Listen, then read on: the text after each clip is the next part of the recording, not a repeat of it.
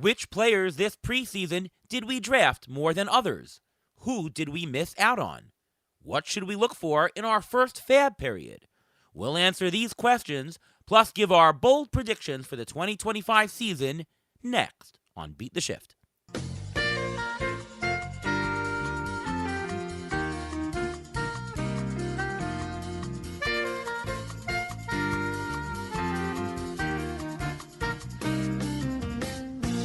And welcome to another episode of the Beat the Shift podcast.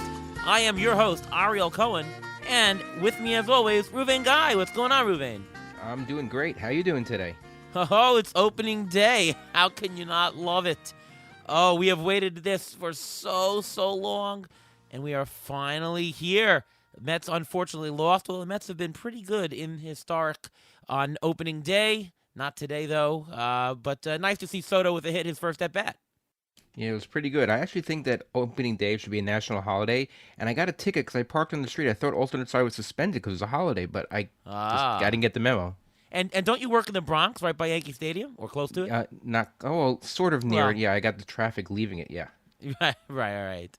All right, well, we've got a great show today. We're going to wrap up some of our preseason, give some bold predictions. We've got Howard Bender on here. What's going on, Howard Bender from SiriusXM and Fantasy Alarm? What is going on, boys? Thank you so much for bringing me back. It's a pleasure to get a chance to hang out with you guys.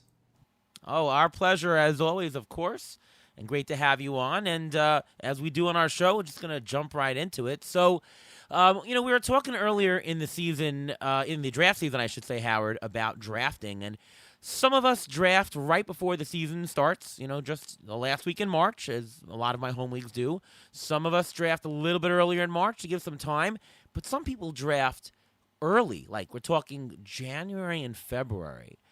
What is your take on the difference between drafting really early before spring training and drafting in late March? I mean, both ends have their pros and their cons. If you're talking about early, like January, February, you're still kind of fighting off the inflation caused by a big second half of the from the year before, 2023, 2024. I mean, Jackson Chourio, he went 301, hit 301 with 12 home runs and 12 stolen bases in the second half. And all that's what's fresh in everybody's mind. Boom, Jackson Chourio, he's a second round pick, for everybody. Eugenio Suarez hit 307 with 20 home runs in the second half last year. This was a guy who was undrafted in 12 team leagues a year or two ago, and now all of a sudden he's as viable of a third base option as people can get. So, you're fighting off that inflation, but for the same token, though, when you're drafting that early, you're finding some huge bargains with some unknowns if you know the player pool. Yes, absolutely. I definitely agree with that. I went to a session in First Pitch, Arizona, that talked about winning the overall contest in the NFBC, and one thing that came out, the overall winners in a lot of the contests came from drafting early, like January, or even I think one of them drafted in November. And exactly that, you can get bigger bargains because it's before spring training, before we see where the people sign, before we see, oh, is this guy really healthy? Oh, is this guy had a great second half, but is he really going to stick? So you can really get a lot of bargains from the unknown, and that can really propel the upside. Ruvain? Yeah, I was going to mention that it's just the pre and post spring training hype. If you drafted January, February, there were still players on the free agent market. Like Pete Alonso, he was going 4 picks later than he was after he signed with the Mets. So you had the signings right before spring training, and that's when the drafts were right before. And then you have the post spring training hype. Spring training hype. You have the Cam Smith who's playing for Houston. We didn't think he was going to make the roster, and all of a sudden he's being drafted everywhere. We didn't know Clay Holmes was going to do great in spring training, and all of a sudden he shoots up the ladder for drafts and everything just because of how well he's pitching. And a lot of times people fall into the trap of having a good spring training, like a la Jordan Walker a couple of years ago when he went crazy. His hype went through the roof, and then most people dropped him a month later. So you get to avoid that spring training hype, and you get less noise when you're drafting in February. Yeah, And there isn't an established ADP early on. People are sort of going on their whims or based on very early projections. Once you get to spring training, then you get a bit of an ADP animal. Howard, do you use ADP when you draft, and how does that affect you?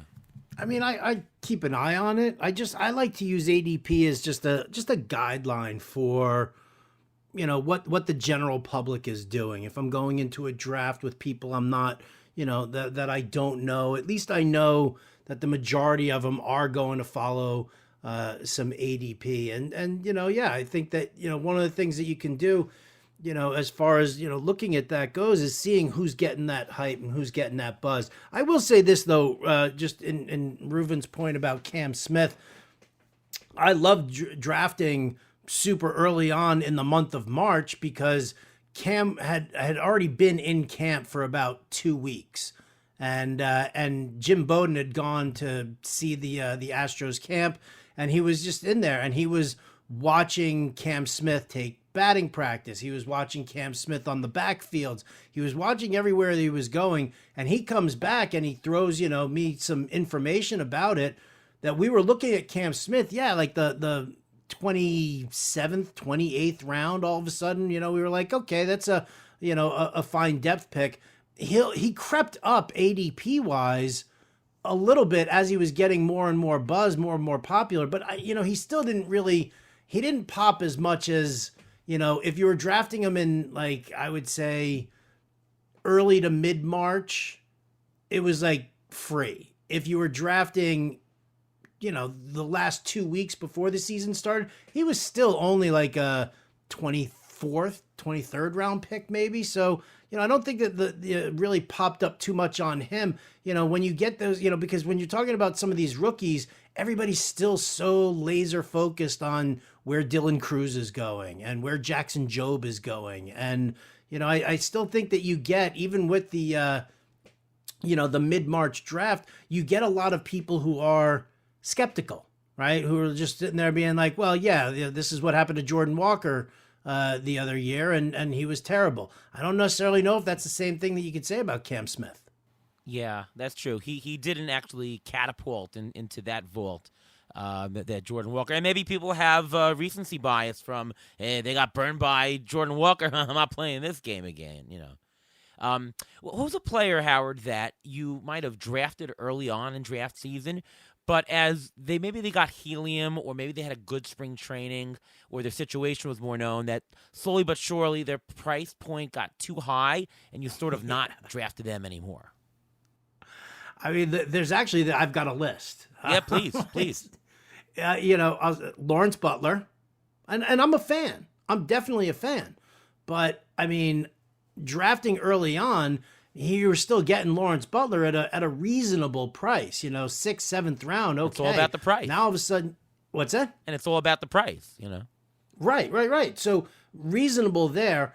By the time that, we were drafting, last week, he was a 4th round pick. So everybody was jumping on him. Spencer Schwellenbach, another name that's gotten a lot of camp buzz, that his ADP has jumped up, that I just, I wasn't going to be able to invest too much. And even Xavier Edwards. Yes. Right? I was like, great, Xavier Edwards. This is like a 30 to 40 stolen base guy that nobody's talking about because everybody hates the Marlins. And he was free in early drafts, but then all of a sudden, everybody started focusing on, people projecting him to steal close to 40 bags. And the next thing you know, that helium just got way too much for a one-trick pony. Oh, yeah. I remember I went on your show, and I'm like, oh, Xavier Edwards being drafted, really undervalued. I'm going to have a lot of shares. And by golly, I guess maybe they listened to our show there, and all of a sudden his draft price just catapulted. And at the end of the draft, I got none of him. So that's an example. Reuven? Yeah, also Wyatt Langford, he seemed to be creeping up also during the course of during the spring. I'm like, where is he? I don't understand these players. Their skills are not changing. You're being influenced by what you see. You shouldn't always be doing that because a couple of years ago, the guy who walked the most, I think it was like 4 or 5 years ago when Max Scherzer was still good, he had a horrible spring training. So his ADP dropped, not significantly, but enough that he was reasonable. And when it comes regular season, he was great. So, people it's the helium. I can't stomach it. I mean, you just go by the numbers that were put out in January, February, and that's it. And just go by that because if you stick to them, you won't be affected by the outside noise, like I mentioned before. I'll give three other names. Clay Holmes. I mean, in the beginning of draft season, we played a 15-team auction. We got him for $2. At the end, in a 10-team auction, you had to pay like $10 for him, and that's what a great spring training does. I'll also throw in two closers that in the beginning of draft season I got pretty cheap as like a number 2 type closer, and in the end they were going like almost the number 1. Tanner Scott and Jeff Hoffman. I mean, Tanner Scott, I'm not sure why people didn't get on him sooner. He got paid $76 million. He's going to get the lion's share of the saves, and he's pretty good on a really good team. He should have been drafted originally as number 1, and the market finally caught up. And Jeff Hoffman, I mean, I think he's the guy. They bought him to be the guy. And the Blue Jays should have a decent amount of saves. They certainly have a decent enough offense to give them the save chances. So Jeff Hoffman also went up in the end of the season, at the end of the draft season. He was very expensive. Howard, who's a player that you didn't draft early on, but somehow he ended up on a lot of rosters in the late March for you? Guys who I did or didn't draft early on. You didn't draft early on, but somehow you started drafting more of. Well, let's see. First off, I guess Adley Rutschman. I'm big on a nice power hitting catcher. Good choice, by the way. 2 homers, right? today. And I wasn't gonna like jump in, into the full fray of catchers, and was just kind of, watching where he was landing, and all of a sudden, everybody was like William Contreras, Yenar Diaz, Cal Raleigh. All of a sudden, started like creeping up in the ADP, and it was kind of pushing Rutschman down. So I didn't think I was going to be drafted a bunch of him because I made the move for catcher early last year. And, I wanted to, be a little bit more sensible about it because I did take Rutschman probably like 3rd or 4th round last year, the year before. And it wasn't even so much that he had a disappointing year. It was just that, the players who were seemingly going around him ADP wise weren't really appealing to me as he started to drop into like the 5th and the 6th round. I was like, you know what? I might as well just make that move again. I'm not going to sit here and worry about him disappointing me last year because it doesn't matter what he did last year. It's what he's going to do this year in relation to the rest of the field. And it worked. And yes, did I love my 2 home run opening day from him? Of course I did. But I didn't think, I definitely did not think that I was going to be going after him. Yeah, I mean, for myself too. I also find myself drafting a lot of him lately, and as you said, it's because the other catchers seem to just drift up in the pack, and relative to them, he seemed like a good bargain. I actually was in a draft the other night against Ruvain. Ian Kahn was my partner, and I just drafted Adley Rutschman because he seemed like the best value of the bunch relative to the other catchers. So totally agree. Ruvain, what about you? I felt the way I was drafting, I wanted to get like a higher tier shortstop, but all of a sudden, as the draft kept going on and on, I felt like I was getting more shares of Dansby Swanson, Ezekiel Tovar, Luis Ariz, another middle infielder, Jeremy Pena. I thought that level of shortstop that people were just like, if we get them, that's fine. If you don't get them, I thought there was great value there, and they just happened to keep falling to me over and over, and so I have a ton of shares of those guys. Yeah, I have a couple of shares now late in the season of Spencer Steer. We thought he'd be out for a while. Actually, he was in the opening day lineup today. Went 0 for 4, but he's back. So that's one guy. Framber Valdez, I wasn't getting a lot of him early on, and I thought I would be, and I started picking up a lot of him. He did beat our Mets today with a pretty good 7-inning outing. Just in general, Howard, who are your most rostered players this year? Like who are guys that you just find yourself, oh my God, well, I got a lot of these shares. I don't know what the algorithms are doing in draft rooms, but every time I'm in a randomized draft, I always seem to be at the end of the draft, end of the first round, which has been great, right? Because it's landed me a buttload of Julio Rodriguez. Could not believe, because, I'm sitting there and I'm picking on the wheel in a 12-teamer, on the wheel in a 14-teamer, and he just kept dropping to me. And, knowing Edgar Martinez as the new hitting coach over there in in Seattle, and just what he brings to the table, and talking to Julio Rodriguez and what the expectations have been, with those two working together, I'm looking at a very strong bounce back year for Julio Rodriguez. So I've got a ton of him. I sadly had a ton of Shane McClanahan. That one hurt. Yeah, sorry.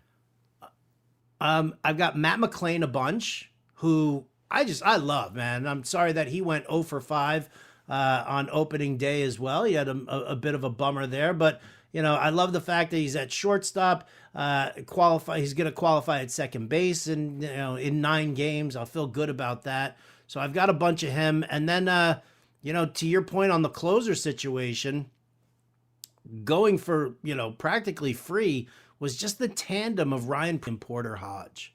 I have a lot of that. Like, if I grabbed them both because I still think that Porter Hodge has good standalone value. If you just want to get somebody who's going to help your ratios and maybe get you a couple extra strikeouts per week, and he's the direct handcuff to Ryan Presley. So I found myself grabbing them a lot and just waiting on the closer position altogether. Yeah, Ruven, I know you did a bunch of leagues with me, so you might have some of the same names as me. Who are guys that you drafted a lot of?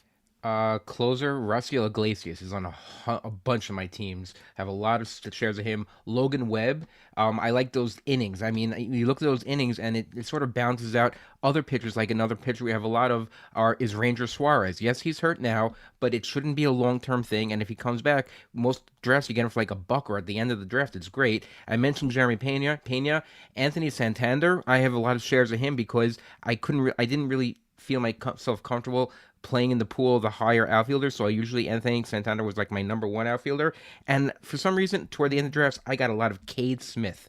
His numbers and his ratios are off the charts from last year, and to have him this year to stabilize any type of rotation, whether it's good or bad to start the season, I think that's great to have. Yeah, well, I was actually going to mention Cade Smith. Obviously, we did a couple leagues together.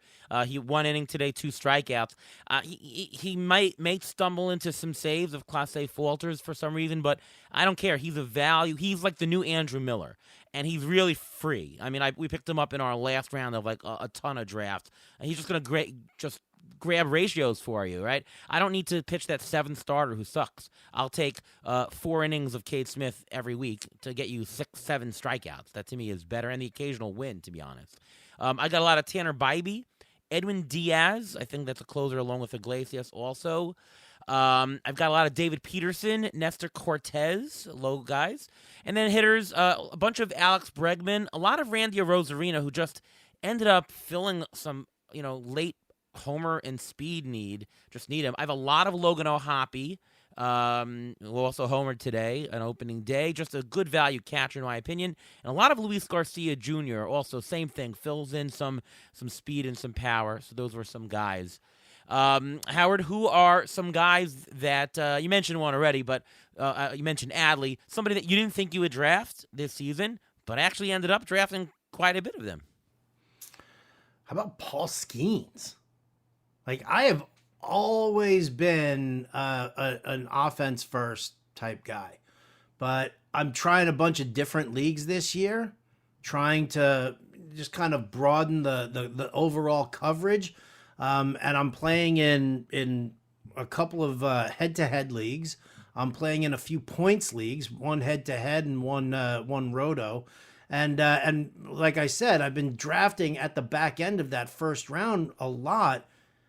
And in a couple of these leagues, Paul Skeens fell to me, and I was like, given the format, given the way the scoring is in the points leagues, given the way this league is skewed more towards that, given the aspect of a head-to-head league, whether it's categories or points, the lean that it does on starting pitching, I actually ended up with Paul Skeens probably in 3 leagues there, and then on top of that, in NL Labor. Also, I ended up with Paul Skeens. I was just sitting there. I was just price enforcing, and then he went for like $6 less than what I had him on my budget for. So, Paul Skeens, who knew? Yeah, and that's probably a big factor of the fact that you drafted a lot at the end. I know Ruven and I do have Skeens in one league. We were also just trying to price him for us. It was an auction and we jumped it. We're like, all right, $30, and we're like, all right, let's just get it up there. It'll go like 35, and going once, going twice, and we have Paul Skeens. So okay, we'll take him.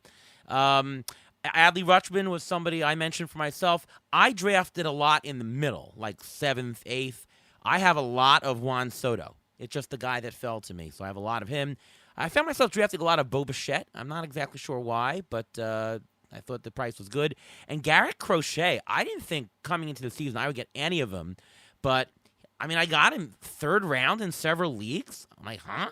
I'll take him. And I know there was one auction where we also put up, I don't know, $27, and going once, going twice. We've drafted Garrett Crochet, so those are a couple of names. Ruven, anybody else to add? Yeah, a couple of shares of Zach Wheeler. I didn't think I was going to spend the money for him, but same thing. You put the bid down, and all of a sudden you get the guy. I'm like, okay, fine. Marcell Ozuna, a bunch of Marcell Ozuna, because I thought the price was right and where we were getting was great. And Connor Wong is a second catcher for some leagues. I have a lot of shares of Connor Wong. That's a John Impemba favorite over there at Fantasy Alarm. He is a huge Connor Wong fan. Batting average, and you don't have to get a crappy catcher. It's like you're about to jump off a cliff for the bad catchers, but you say, oh, wait, he gives you batting average. That's something. Let me grab him. Like a rich man's Jacob Stallings. Yes. Definitely a good, good second catcher to get, do you no harm type second catcher. Let's finally end with who's a player, Howard, that you thought you'd be drafting a lot of and you really didn't get any or many shares of. Well, it's tied together with another player who I didn't think I was going to draft this season, but kind of ended up drafting him a few times. So I was looking for and wanting Junior Caminero. So everybody's got their Achilles heel, right? In fantasy, I have always been, and it's everybody knows it who's played with me in any home league. You get me a young, power-hitting third baseman, and I'm gaga. I'm a sucker for it. And I can go through names that you guys will just start laughing at, right? Between Eric Chavez, Adrian Beltre back then, but then also like Hank Blaylock, Garrett Atkins.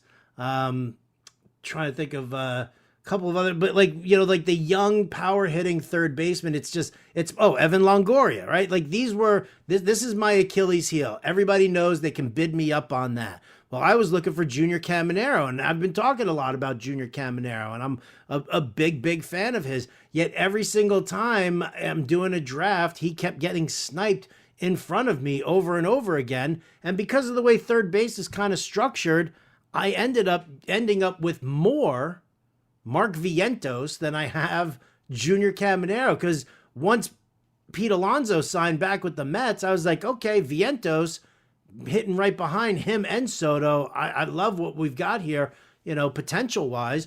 And so I never got my Junior Caminero. I think I got Caminero in one league. Out of all the leagues I'm doing, I got one league with Caminero, and then I probably have Vientos in like 4 or 5. I mean, can you imagine a sophomore player Vientos has Lindor, Soto, and Alonso hitting in front of him? I mean, it's RBI central for him. By the way, the real question, though, Howard, is how many leagues did you draft that when Caminero came up, did everyone start singing Caminero? Unfortunately, no, none of them. Then you're in the wrong leagues. All of them. There you go. For me, it was all of them. Every time the guy came up, and it was usually an auction because we do auctions. It just came up, right? Junior Caminero, and I don't know, 3 people started singing Caminero. And sticking with the third base theme, I thought I was going to get a lot of Austin Riley. I wanted him to be my cornerstone for my team because I thought his price was pretty good when it comes to auctions. I thought his price was pretty good. We're in the league GDD against each other. But you nominated him first. I had the first nomination because I won last year. I had the first nomination. So I went onto the ADP for NFBC. I tried to pick the right price, and I picked $28 for him just to start out as a 12-team league, 5x5, and I put $28, first nomination, Austin Riley. Quiet. Then all of a sudden, someone jumps into 29, and the guy said, oh, yeah, I did it by accident. I'm like, what? I mean, what the hell does that mean? He literally said, I accidentally pressed the bid. Okay, I tried to get, I tried to do something there, but Austin Riley, Oh, I think he's sorry, in. Ruvine, I accidentally put him. Yeah, exactly. He was my whole basis, my whole team, my whole plan, and it just went out the window because he gives you such power, and I think he's had a couple of nicks, dings the last couple of years because of injury and everything like that. I think he's gonna have a bounce back year. I think that Braves lineup is better than the Mets lineup, much better, much deeper. I think they're gonna win the NL East. They're a really good team, and there's so much power there, and the ball flies out in Atlanta during the summer. That's where I wanted my power. And you homered today, by the way, Austin Riley. Oh yeah, I know. I'm aware of that. Thank you. I, I thought I would get some of Brandon Nimmo, who's always been a great value in roto leagues, and I don't know, I just didn't find myself drafting him. Yes, ATC was a little bit lower, concerned a little bit about his health, but yeah, I missed out. And I thought I would get some of Colt Keith. ATC is pretty high on Colt Keith, and he's going to gain the extra eligibility at corner, and I don't know, I just didn't draft him, so kind of weird. Same thing with Brendan Donovan. I thought he was also a late round buy in like a deeper league, but I don't know, I had somebody else for second base, so never got any of him. Let's move on to Fab. So it's the first Fab period for a lot. This coming week, some people had some Fab this past weekend. But the question to you, Howard, a strategy question is, what are you doing maybe differently in your very first week of Fab, or what are you looking for the very first week after you've seen, the first couple of games over the weekend? What are you looking for to pick up when you're making your Fab selections? I mean, it's kind of tough because I'm in a situation this year right now where I had a lot of Shane McClanahan, as I said before, and so it's like an immediate jump to replace a very strong arm. Garrett Cole, I drafted, in like late January, early February. I grabbed him. So, what I do is usually, I tend to feel comfortable. I draft good depth from my offense. I like, grabbing a couple of guys, multi-position eligibility at the end. So that way I'm not really that worried because, guys will get off to a slow start. Guys will get off to a fast start. I can mix and match there. It's the pitching that always kind of gets you because you really have to sit and study a lot of the guys who are sitting on the free agent wire. I might just to as I let some starters. I mean, obviously it always depends on who's available and what their upcoming matchups are. But how many times have you seen a guy finish the month of April at 4-1 with a 2.7 ERA, and all of a sudden he's like, oh wait, that was Brady Singer, and he craps the bed the rest of the way. So. I always try to be careful with that. I'm looking for, if I need to replace a starter, I need to replace strikeouts.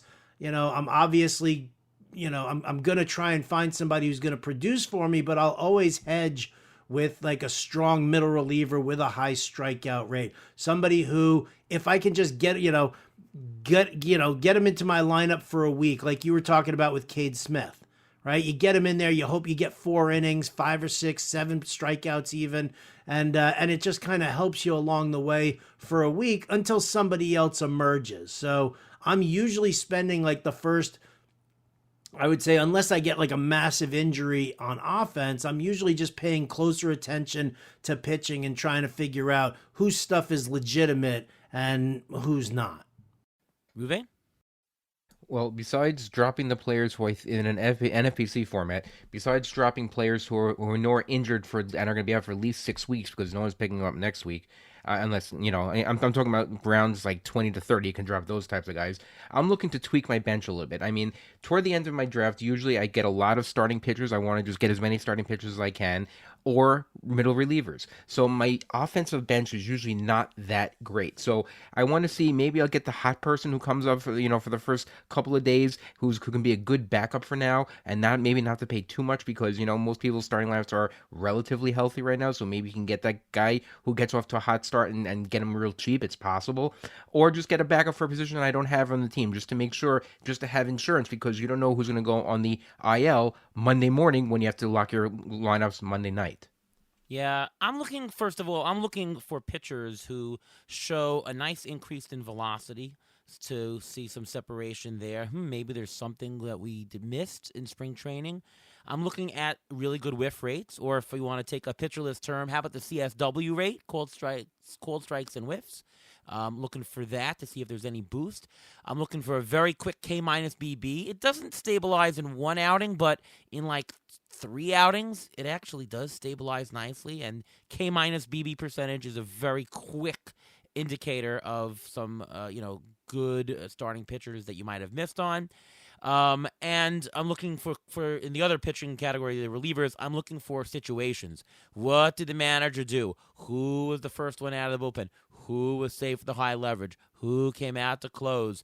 You got to look at the first couple of days and see what the manager is thinking. Be on the beat really carefully because managers don't tell you, guys, I'm going to use this guy in the 7th inning, this guy in the 8th inning, this guy in the 9th. You just have to infer it from what you see. So I'm all over the box scores to do that.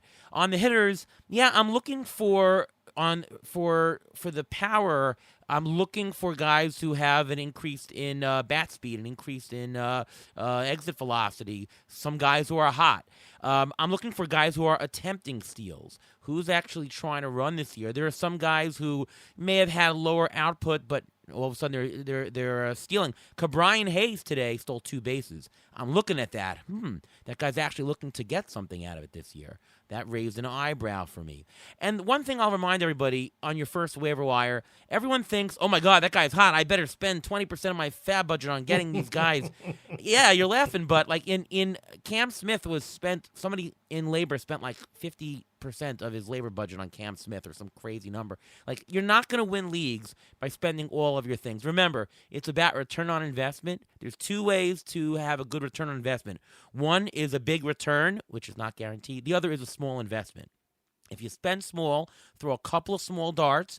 If you hit on any one of them, 1 out of 3, you'll do much better return on investment than if you spend 30% of your fab and you get marginal value. So that's what I do in fab. And anything else to mention?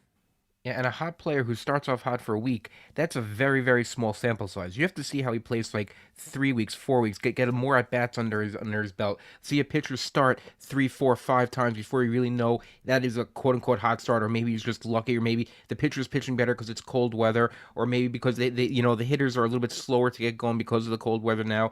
So, be careful when it comes to bidding on those hot guys because those hot guys cool down a lot very soon. Do you remember Emilio Bonifacio had like this great week? And I don't know, we spent like $17 out of 100 on him, and we dropped him the next week. Yeah, everybody laughed at us, and we didn't hear Howard's the end of laughing that. now at us. Well, because I'm right there with you guys. Right? It might not have been with Bonifacio, but the lesson learned, right? Because I think you asked me this. You asked this question: how much will a player's hot performance in the opening weekend influence your fab bidding? And back in 2006, there was a hot hitting Detroit first baseman by the name of Chris Shelton. Oh yeah. Who I spent a buttload for in a league where you not only it was you were spending real money in free agency. You were bidding real dollars on a player in a blind bidding situation. And in that league, I was playing with a lot of day traders from like the mid to late 90s. And, the boom that happened there. Like, let's put it this way. Albert Pujols went for a little under $1,000. Oh my God. In 2001, right? So there it was, 2006. I've had 5 years of getting slapped around by, dudes with like huge bankrolls. And so I entered the fray in 2006 for Chris Shelton. 10 home runs in the month of April, just 6 the entire rest of the season. Lost his job in the second half. Yeah. You got to be careful. Wow, who you playing with that you're showing $1,000 on your waiver wire picks? Dude, wow. It was crazy, that league. But I mean, it was one of those leagues. You had to pay for roster moves. It was real money for free agents. I think the year when I won it, I think I took home somewhere in the neighborhood of like 15 or 16 grand. But I invested like a good like $1,500 that year, just like making roster moves and buying free agents and stuff like that. So. Was Uncle Steve in this? Uncle Steve Cohen, the owner of the Mets, was he in this? Because maybe that was preparing him to be the owner of the Mets. No, it was not. But there was an Uncle Steve in the league. There was an Uncle Steve and an Uncle Charlie. We once played with the guy who tried to buy the Mets, David Einhorn of Greenlight Capital. We're sitting at an NFBC auction, and he's sitting next to us. I'm like, isn't that the guy who tried to buy the Mets last year? Like, yeah. And his kid is there. His kid is looking at my computer screen, and he's like, wow, that's a lot of data you got there. He finished dead last, by the way, that year. Anyways. All right. The other thing I also had mentioned is you have to look when you're looking at Fab. You got to look for where people are in the lineup, like a change in playing time. Like I noticed Gavin Lux was cleaning up today. Matt Wallner leading off. Austin Wells of the Yankees leading off. Those are interesting things that you might want to take a look at. Austin Wells probably owned in most leagues by now. Maybe not in shallower leagues, but take a look at that. All right, it's time for our bold predictions, and all our predictions, to be honest. It's one of our fun things we do preseason. Some of them will be just, okay, well, that's a chalk pick, sure, yeah. Paul Skeens for Cy Young, okay, all right, sure. And some of them will be quite bold, so let's throw all of them out. Let's do bold predictions first. We'll do team or baseball event predictions next, but let's do, general hitter or player predictions. I'll just go around the room. Howard, why don't you start us off? What's a bold prediction of a player you have for this year? How about Shea Langoliers? Now, I was trying to figure out how bold I wanted to go. Did I want to go so bold that you want to baste ribs in it? Or did I want to go just, it's okay. So I was thinking about 30 home runs and a 250 average for Shea Langoliers. It just didn't seem bold enough to me, guys. He hit 29 last year. I think Shea Langoliers, in that beautiful, beautiful ballpark in Sacramento, California, notorious Pacific Coast League home run haven. I got Shea Langoliers batting 250 for you this year with 35 dongs. Nice. Alex Chamberlain in Tout Wars always brings him up in auctions, and he goes, Shea Lingerie? I now just know him as Shea Lingerie, the French catcher. All right. Anyways, Ruvain, what's one for you? I actually have two. The first one is I think the Martian is going to land and do very well in Yankee Stadium. I think he's going to go 25-40. I think he's going to have a huge season. I think he's going to even overshadow the great season that Aaron Judge will probably have. But I'm very high on him. He's got the skills. As long as he's not worrying or playing at the outfield, as long as he's able to get his at-bats and get his head on straight and don't listen to the media in New York, I think 25-40 is not that outrageous. And I also... Wait, hold on a second. I was going to say, can you say his actual name for people who don't know who that is? Jason Dominguez. That is the Martian. Now, yeah, people may know who the Martian is. If you're out of New York, you may not. That's his nickname, the Martian. But this guy, people do know his name, Brian Wu, who is actually the number 5 starter for the Mariners. I predict, this is the bold prediction, that he's going to have the most wins of a starter on that rotation. He is really good. I think he's underhyped because that whole rotation is really good. But there's a chance that because of dumb luck, because the Mariners don't have that great of an offense, that any one of those guys can be the leader in wins. But I think Brian Wu is going to be the one. I think it's also a matter for him of staying healthy because, right now I'm only projecting him for 137 innings, whereas the other pitchers were projecting for like 169 plus. If that happens, he's got the skills to win him. All right, how about another one for, I'll do one and I'll go back to Howard.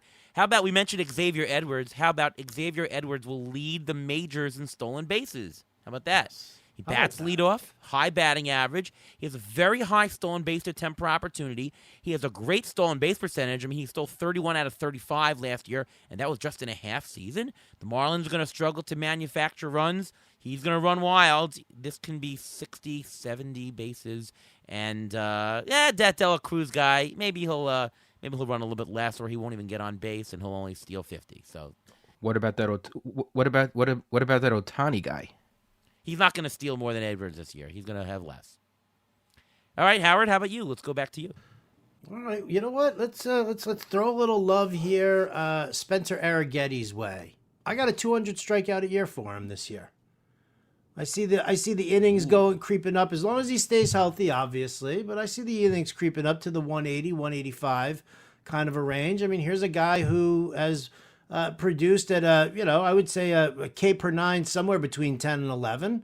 I'm going to look at that and say that if he goes all those innings, and if he does play, I mean, they need him there. What are they going to do? They're going to try and go back to Lance McCullers again. So I'm going to go with Spencer Arrighetti. He's going to be a 200 strikeout pitcher this season. I like it. Ruvain, another? Oh, I'm already going to the team one. I don't have any others. All right, so I'll throw a couple more before we do team stuff. How about Zach Eflin, a top 15 starting pitcher? He did it 2 years ago. I'm not saying he will. I mean, it's a bold prediction, but my point by bringing him up is that he's underdrafted. Zach Eflin, he's the opening day starter for the Orioles. He actually won today. Good there. I'll throw another one out there. How about Matt Wallner, 30 home runs this year? Yes, I love that. Yeah, he batted leadoff. I mean, he had 160-something WRC plus last year versus the right-handers. He may platoon for, when a left-hander comes in, but I don't know if you're batting. To me, if you're going to bat a guy leading off, right, and you're a lefty and, against a righty, you're batting leading off, why would you knock the guy down from, you know what, now you're totally ahead of the lineup. You're going from number one to totally out of lineup when a lefty comes in. To me, all right, bat him eighth. Can you bat him eighth versus a lefty? So he's a little bit hidden. Why do you have to knock him out of lineup? I think he'll get a lot more playing time. And, of course, Byron Buxton and Royce Lewis will stay healthy all year. They won't give him any shot to play, right?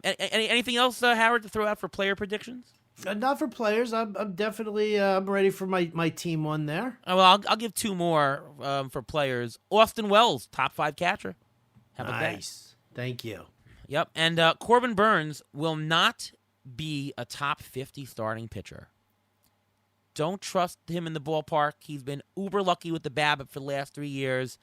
Still a good pitcher, still getting the strikeouts, but that ERA, I believe, is going to be north of 3.5 or north of 3.75 even. And if he doesn't get, anything doesn't go well, then he's out. So below top starting 50 pitchers. All right, let's do a team or baseball event prediction, Howard. Let's give another wacky or wild. I've got a team one and a baseball event one as well. So okay. I'll start with the team one for as we go around. Texas Rangers win the American League West. Wow. They're gonna, the offense is gonna stay healthy, and you know what? And I'll say this, I'm doing this because in a year where I said there's no way I'm drafting him at all, what are you going to get 10, 12 starts out of him? This will be the year that Jacob deGrom throws like 25 starts, 20 to 25 starts and helps vault the Texas Rangers ahead of the Houston Astros, who are definitely going to miss not having Tucker or Bregman. Okay. Ruvain? Well, I have two predictions. The first one actually involves Jacob deGrom also, except I don't think the Rangers are going to do that well. I think Jacob deGrom will be traded, and he'll be traded back to the Mets. Think Somebody's about that. Somebody's going to take on his contract? Who better to take on his contract than the guy with the most money in baseball? I don't think it's David Stearns is taking him back. It's a bold prediction. That's why I'm saying that. And my second bold prediction for teams in general is I think the LA Dodgers will have more wins this entire season than the White Sox and the Marlins combined. Is that bold? Well, I mean, if they each win if one wins 57, the other one's 61 or something like that, that's I don't know if that's the bold. Dodgers That might be the expectation, actually. Hey, man, you know what? Marlins and White Sox are both undefeated, both on pace to be 162-0 right now. Yeah, that's right. That's right. Yes. Let's give some team ones. The leader of the Red Sox in saves this year is not currently on the Red Sox. I think that he's going to be traded to them. Yeah. Okay. I'll also say the NL Central. The NL Central will be the worst division in baseball. I think the winner of the NL Central will have less than 90 wins this year. Okay, that's doable. How about another bold one for teams? No starting pitcher on the Dodgers will have 150 innings. Yeah, I don't think that's bold at all. It's not that bold. No. Yep. No. Not bold enough. Not bold enough. How about an event, Howard? All right, well, I prepared this one. I sat there, I thought, I got zen, and I said that this one here is all about Ariel Cohen. The final standings at the end of this season for the Mets' new race mascots will be as follows. Oh boy. Oh boy. The subway car goes first because it's rigged. Pizza Slice coming in second. The Skyscraper's third. They're going to throw the Giraffe fourth. They wanted him to be last because he's the Bronx and he's the Yankees, but the Staten Island Ferry comes in last place because why? Because it's the Staten Island Ferry. Let's face it. I would think that the Giraffe. I think the Giraffe would come in last. I don't think the Giraffe would win any races this year because he's in the Bronx. If he would win, he'd get booed. Here's a trivia question: what does Scarlett Johansson have to do with the Staten Island Ferry? Because her man owns it. That's right. That's right. She owns the her husband. I guess I don't know. They own the Staten Island Ferry. Scarlett Johansson and Colin Jost. Well, Colin Jost bought it with Pete Davidson. The two of them partnered. Yes. In order to make it happen. I think Scarlett just kind of got dragged down in the muck. Yes. Since when did we become TMZ? What's going on here?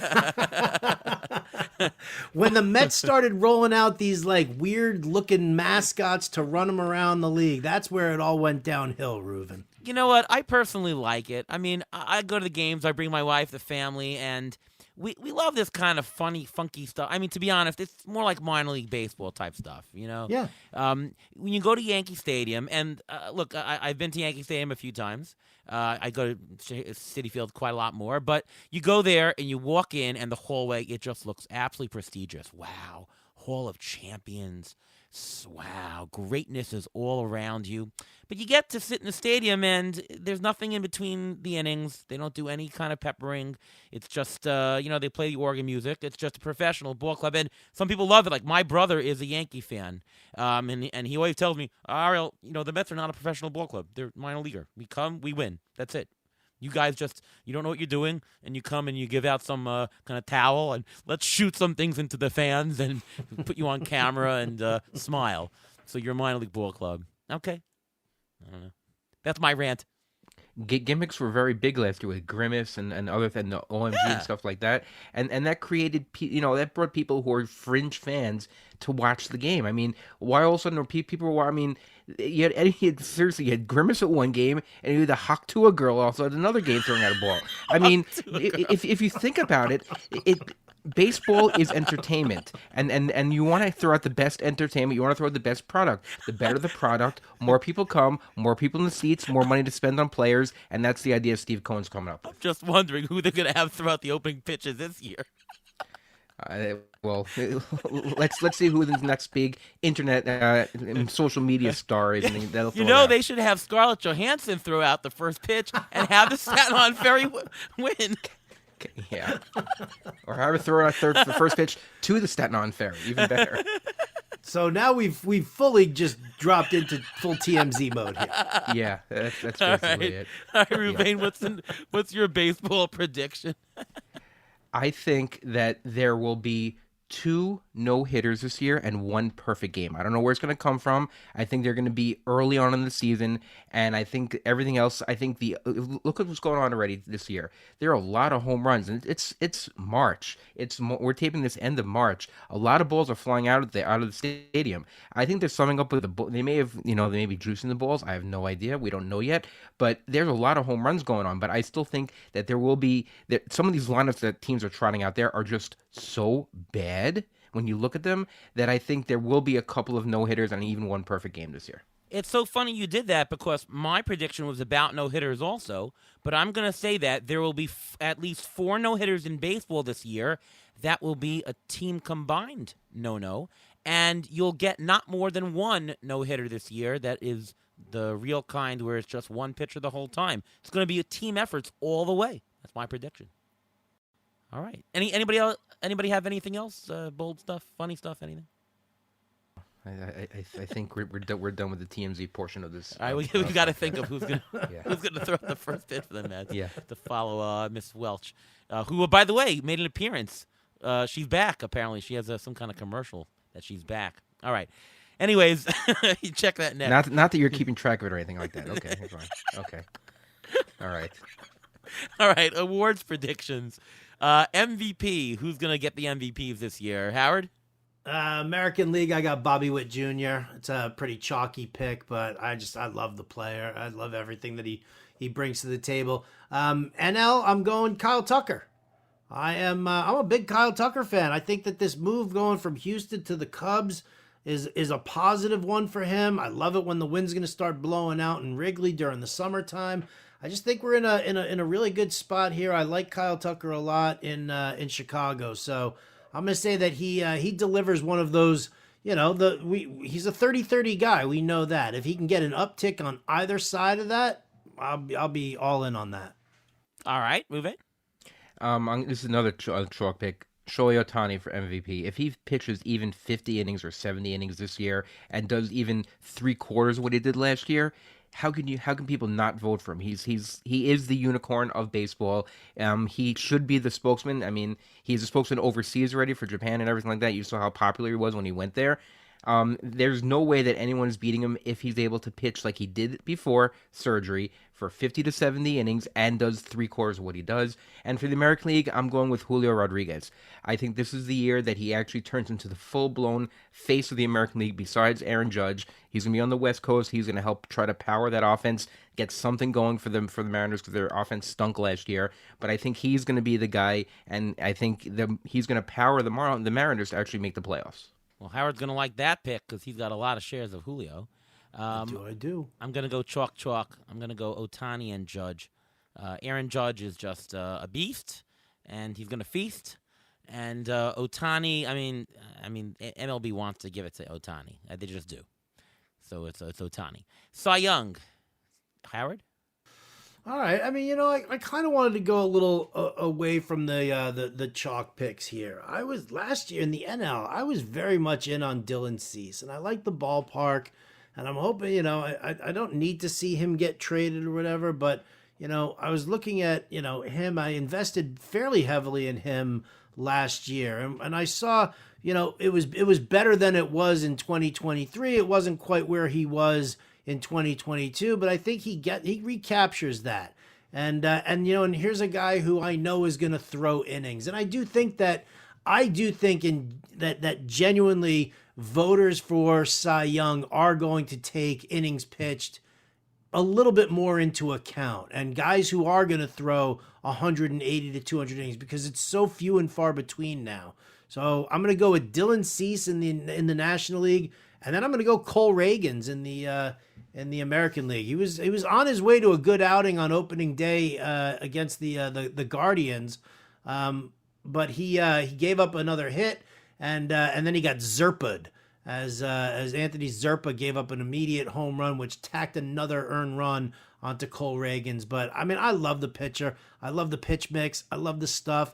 I like the ballpark, Kauffman Stadium. I definitely think that plays neutral to pitcher friendly. So I'm going to give it up for Cole Reagans. I think we're going to sneak one in here. That's right. A double Kansas City MVP Cy Young. Ooh. Two-leg parlay, Bobby Witt Jr., Cole Reagans. Is that a verb that you're trying to get on? Zerpa'd? Is that a verb? Yeah, I'm working that into conversation as much as I possibly can. I see just that. like getting Gombered a couple years ago. Gombered, yeah, I did that. Did I bring that to you guys too? I mean, I was using it, so We it could have used been it from a you. lot, so yeah. Could have been from you.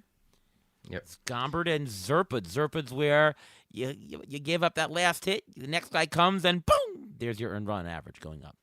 All right. But I actually disagree with you, though, Howard, on the Cy Young. I think that they're actually going to count the innings less than they usually do. Yeah, I think then they're going to have less there.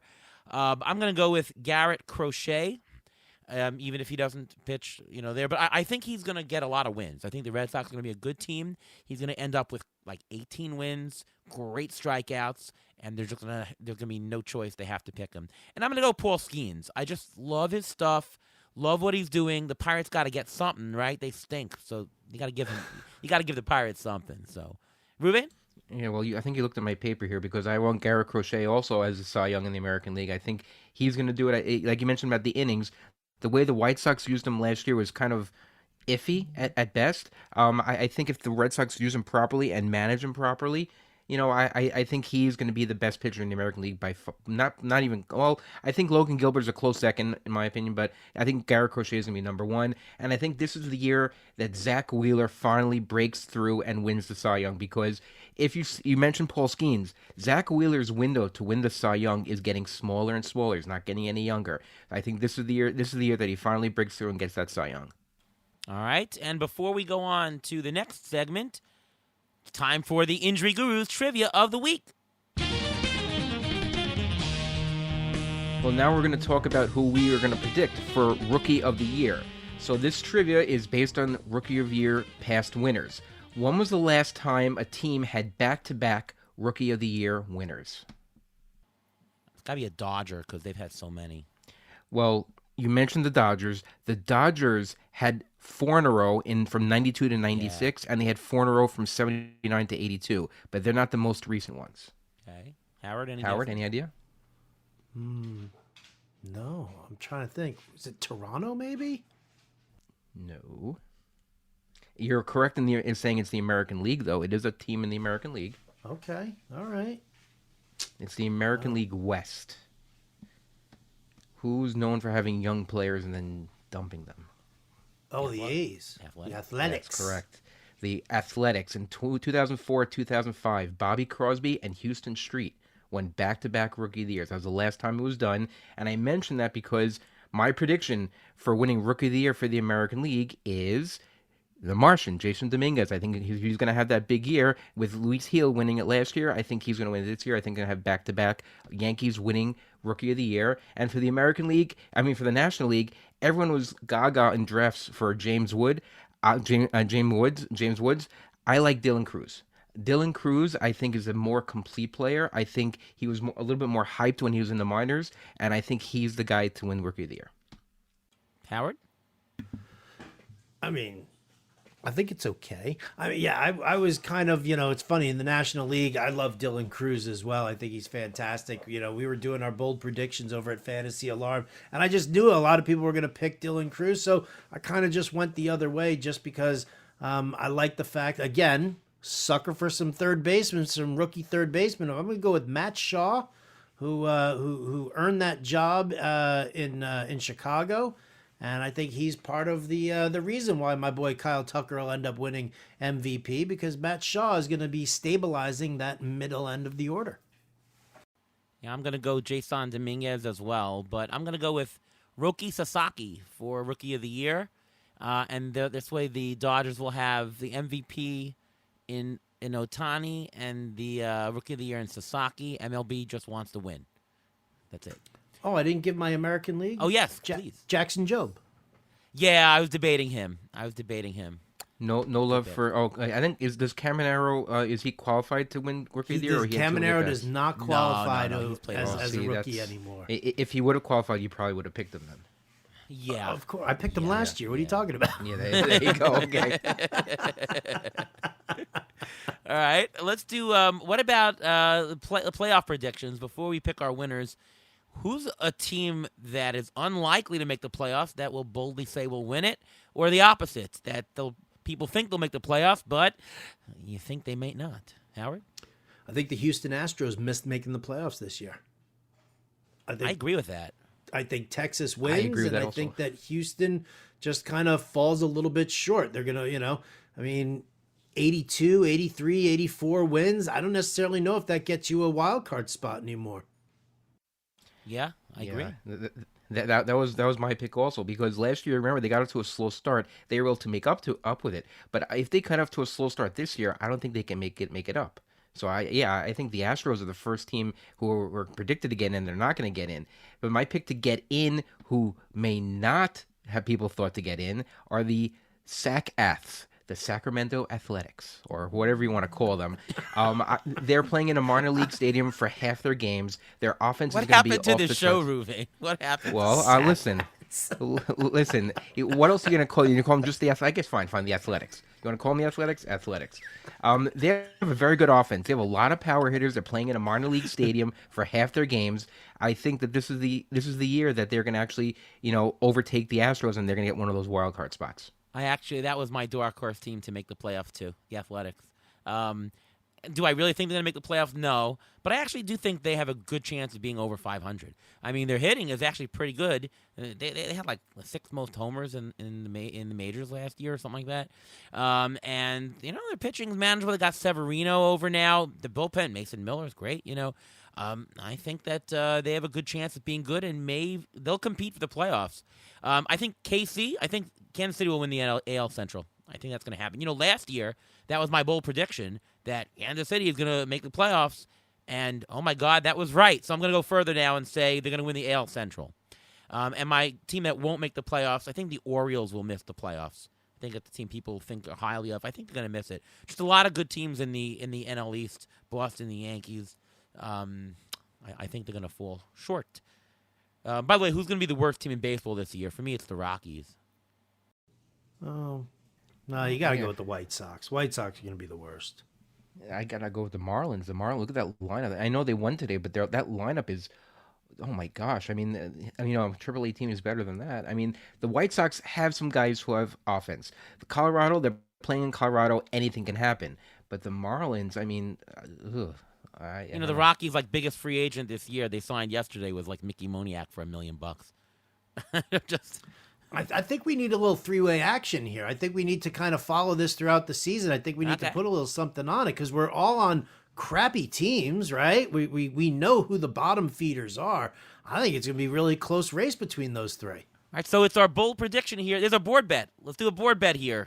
I got the Rockies. Howard's got the White Sox. We should probably give us odds, right? But and Ruvain will get the Marlins. White Sox already won today. What are you talking about? I can't give you odds. I'm starting in the hole. No, you're starting in the hole. I'm starting a hole also. The Marlins won, but remember they have to play the Mets and the Braves and the Phillies so many times. So that I think I'm going to win this bet. All right, who are the World Series team? Who are the pennant winners and World Series winners? Howard. Texas Rangers coming out of the American League. I'm bullish on them. I'm telling you. I think health was a major issue for their offense last year for a lot of their players. I think everybody's back. Everybody's healthy. I think everybody's going to be good. I think they can stabilize that front end of the pitching. Like I said, as far as DeGrom, I'm going to try and be bullish on it because I don't have any shares of him. So Texas Rangers win the American League. Your New York Mets win the National League. Hey. That's right. The Dodgers trip up. It doesn't happen for them. To go with with another World Series win. The Mets trip them up, and unfortunately, though, the New York Mets fall to the Texas Rangers, who become your World Series champs for 2 out of the last 3 seasons. I'll sign up for that right now, Howard. Really? You'll sign up for Jacob DeGrom beating the Mets in the World Series? Yeah. No, because he's going to be on the Mets. Because that's true. Yeah, that's true. Well, I'm gonna go with the Dodgers. I think the Dodgers are still the best team. I don't think that I think they're just above the rest of the National League. It's the Dodgers and everybody else. Although the Braves are pretty close. I think the Dodgers are coming out. And I think the Tigers are gonna come out of the AL, and I think the Tigers are gonna win. I think Jack Flaherty is gonna be the X factor in the World Series, which would be very interesting to watch. All right, so the chalk pick for me will be the Dodgers over the Red Sox. I think the Red Sox will be good. The fun pick, though, will be the Kansas City Royals, who will, of course, have Bobby Witt Jr. and Howard, your pick for MVP, and also their Cy Young, Cy Young as well. And they're going to beat the Atlanta Braves. That's my fun pick. Yeah. Ruvain? The problem is we're Met fans, so we know not to pick the Mets. So yeah, I think that's the story of our lives. Well, they were good last year. They've been good in 2015. That's why we like being Met fans. You never know what to get, and when we cherish every moment of when they're somewhat good. Who has more wins this year? The subway car during the middle of the game, or the New York Mets? Oof. Obviously, the Mets. I really hope the Mets. Yeah. Ruvain, injury, it's been one day, but we've got a ton of injuries to talk about. What's your injury report? Yeah, I got a couple I want to mention. Gunnar Henderson, he's on the IL. He's starting a rehab assignment this weekend. He could be back by the middle of next week. So if you have him on your IL or bench, he should hopefully be good sometime by around April 3rd. That's what they're gunning for, right? Gunning for Gunnar Henderson. Jared Jones, he was placed on the IL with a right UCL sprain. They said he's not going to pitch for 6 weeks. So if you have him on your roster, he's probably a guy to drop because they don't know how he's going to respond to resting. And if you're down for 6 weeks, he has to build up again for at least 6 weeks. So he's going to be out for at least 12 weeks, which is 3 months. You don't want him burning a roster spot. You can always drop him, pick him up later if you really need to. Tyro Estrada is out with a fractured wrist. He's expected to be out 4 to 8 weeks. So there are other players on the team out there in the other players that he can pick up instead. So he can probably be out for that long, so you can probably drop him as well. Connor Norby was placed on the IL with a left oblique strain also. It's a grade 1 sprain, so he's not expected to miss that much time. This is a Marlins thing, and that's one of the reasons he was supposed to be one of their guys in their lineup. He's supposed to be back around late April, so that's not a big deal. And a surprise thing that happened in the middle of the day today, Liam Hendricks was placed on the IL with elbow inflammation. So everyone thinks, we don't know exactly how serious it is. Everyone thinks, oh, Aroldis Chapman will get the saves opportunities. So first day of the season, what happens? Chapman pitches the 8th, and Slayton pitches the 9th, just like we decided, just like we knew what was happening. Well, they had Corey Seager, I think, up, so he pitched to the lefty, Chapman. If he came up the 9th, he would have pitched to him, I think. Well, let's see, because I believe other people have said that Slayton is the guy to get in that bullpen. So the fact that already one day's gone, and is Chapman pitching in the high leverage situations? You really want Chapman pitching in high leverage? You aren't closing either? I have no idea. Worked today, and he got the W, by the way. Yes, he did. Yeah. All right. Well, this was a really fun show and informative. So thank you so much, Howard, for coming on. And can you just tell everyone where we can listen to you every day, actually? Absolutely. Well, thank you again for having me. Always a pleasure to get to hang out with the two of you. I love doing the shows with you. I'm at SiriusXM Fantasy Sports Radio, the Fantasy Alarm Show, Monday through Friday, 6 to 8 p.m. Eastern. You can find me over there. You can also find all my work over at fantasyalarm.com and in the New York Post as well. I am a post getter, and I read you every single article. So always great to read you and to talk to you in person. Thank you very much. It's mutual.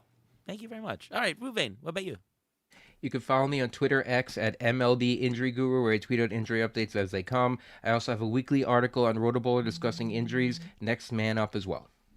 All right, I'm Ariel Cohen, and you can find my work over at Fangraphs over at Rotoballer. ATC projections are up, and now final for the preseason is final for the year. We're on Fangraphs Rotoballer. We're on RotoWire and in Yahoo. My son is actually drafting immediately after this show. And the ATC projections are in the Yahoo software, in the draft room. It's awesome. So go use it. Enjoy it there. And, of course, I'm on Twitter at ATCNY. And you can listen to me right here on the Beat the Shift podcast each and every week. All right, once again, thank you so much to Howard Bender for coming on the show. From all of us here, thank you so much for listening to us all draft season. Hope you aced your draft. Hope you took the information and strategy and used it to your advantage. And thank you so much for listening. And we'll have much more for the rest of the season. Again, Ariel Cohn here for Beat the Shift. We'll see you next time.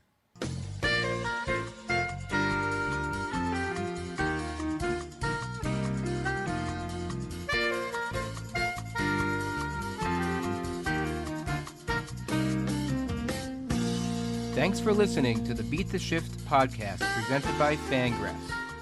Follow us on Twitter at beat_shift_pod.